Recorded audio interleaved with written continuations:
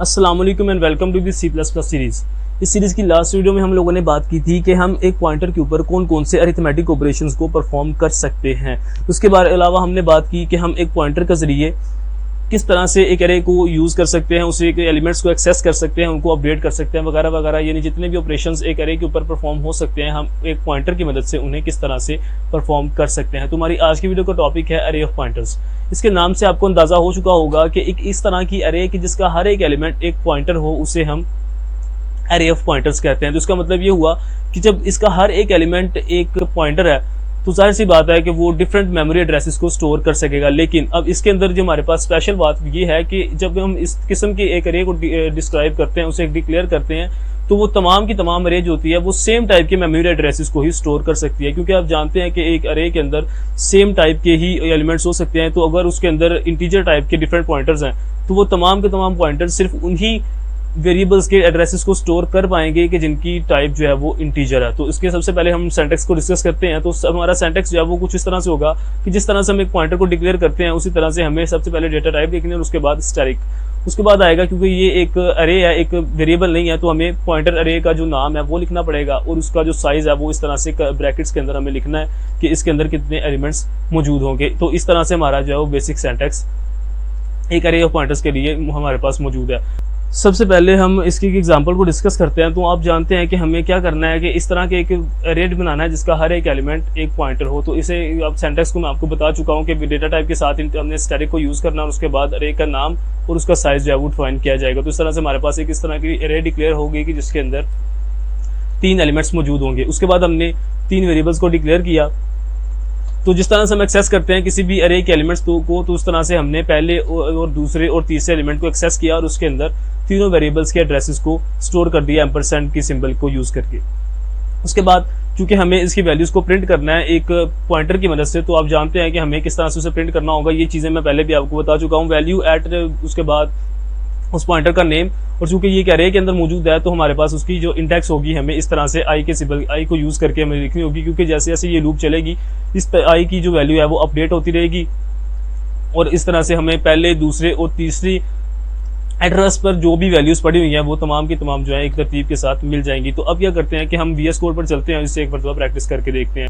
तो अब चूंकि हमारा ये 24th ट्यूटोरियल है तो मैं यहाँ पर इंडेक्स 24 के नाम से जो है एक फाइल बनाऊंगा और उसके अंदर बॉयलरप्लेट कोड लिखने के बाद हम अपना काम जो है वो शुरू करते हैं। तो हमें क्या करना है कि सबसे पहले एक ऐसी अरे डिक्लेयर करनी है कि जिसके अंदर तमाम के तमाम जो एलिमेंट्स हैं वो पॉइंटर्स ही हो, यानी उसके अंदर मैं कोई भी एड्रेस जो है स्टोर कर पाऊँ। तो मैंने इस तरह से एक पॉइंटर जो है उसे डिक्लेयर कर दिया। तो अब उसके बाद मुझे 3 वेरिएबल्स जो है उन्हें डिक्लेयर करना है। और आपको एक बात याद रखनी है कि हमें, अगर मैंने यहाँ पर इंटीजर की डेटा टाइप का यहाँ पर अरे बनाई है एक पॉइंटर्स के लिए, तो वो तमाम वैल्यूज जो मैं इसके अंदर स्टोर करूँगा, जिनके एड्रेसेस इसके अंदर स्टोर करूँगा, उनको भी उसी टाइप का होना चाहिए। तो इसी वजह से मैंने यहाँ पर जो वेरिएबल्स हैं वो इंटीजर टाइप के बनाए। इसके अलावा अगर आप कोई और टाइप जो है वो यूज़ करेंगे तो आपको एरर देखने को मिलेगा। अब यहाँ पर मुझे कॉमा लगाना था, ये मेरी गलती थी।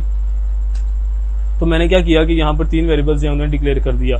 उसके बाद मुझे इन तमाम पॉइंटर्स के जो भी हमारे पास पॉइंटर्स हैं उन्हें एक एक वेरिएबल का एड्रेस जो है वो पास करना पड़ेगा। तो उसके लिए मैं क्या करूँगा कि इस तरह से मैं उनको एक्सेस करूँगा। सिंपली उसका जो मेरे पास एरे है उसका नाम लिखना है और उसके बाद एम्परसेंड और वेरिएबल का नाम।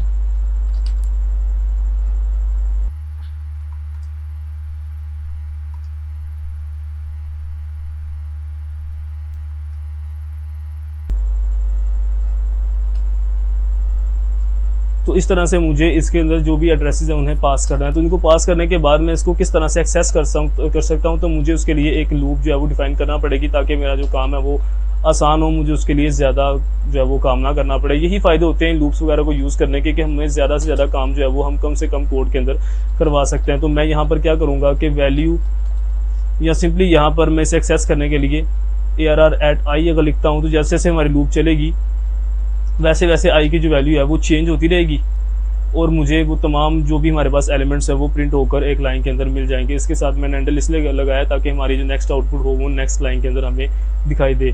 तो यहाँ पर मैंने ARR@i सिंपली लिख दिया था। तो मुझे अगर यहाँ पर इनकी वैल्यूज़ को एक्सेस करना है तो मुझे उसके साथ स्टैरिक का सिंबल लगाना पड़ेगा, क्योंकि अगर मैं उसे वैसे लिखूंगा तो मुझे उसके जो एड्रेसेस हैं वो मिल जाएंगे। तो यहाँ से अब दोबारा फिर से कोड को रन करते हैं, तो आप देख सकते हैं कि हमें एक तरतीब के साथ जो तीनों वैल्यूज़ थी वो मिल चुकी हैं। आई होप कि आप इस चीज़ को समझ चुके होंगे कि हम एक पॉइंटर की अरे को किस तरह से डिक्लेयर कर सकते हैं।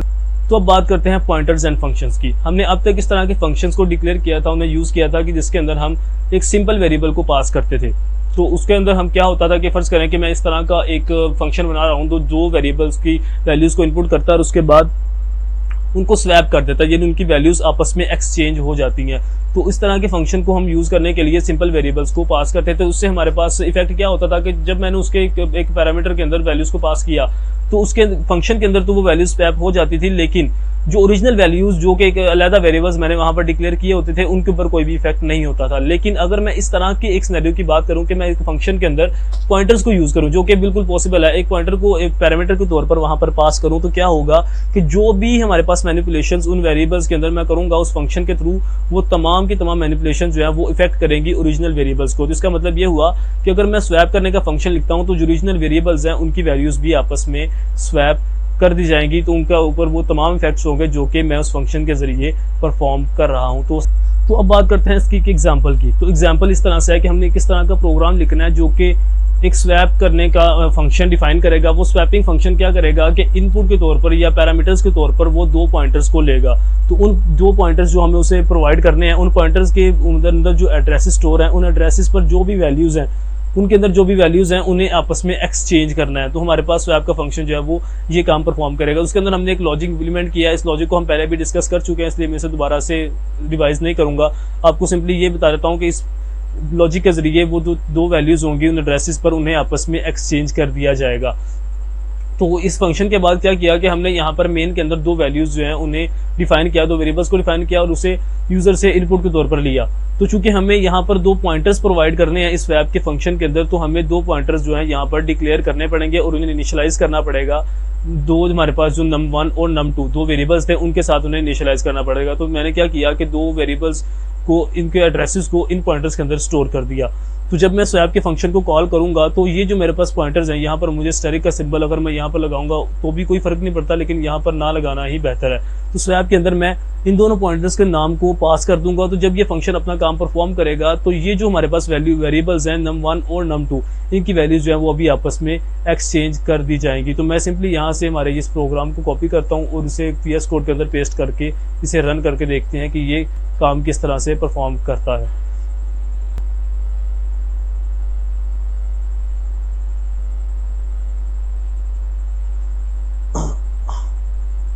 अब मैं इस फंक्शन को भी यहाँ से कॉपी कर लेता हूँ, इसे यहाँ पर जो है मैं यहाँ पर पेस्ट करूँगा। तो चूंकि मुझे यहाँ पर इसे डिक्लेयर भी कर देना चाहिए एहतियातन, तो मैं यहाँ पर इसे डिक्लेयर भी कर देता हूँ। स्वैप नाम का फंक्शन है जो कि एक पैरामीटर के तौर पर दो पॉइंटर्स को पैरामीटर के तौर पर लेगा। तो मैं इसी तरह से इसे डिफाइन कर देता हूँ।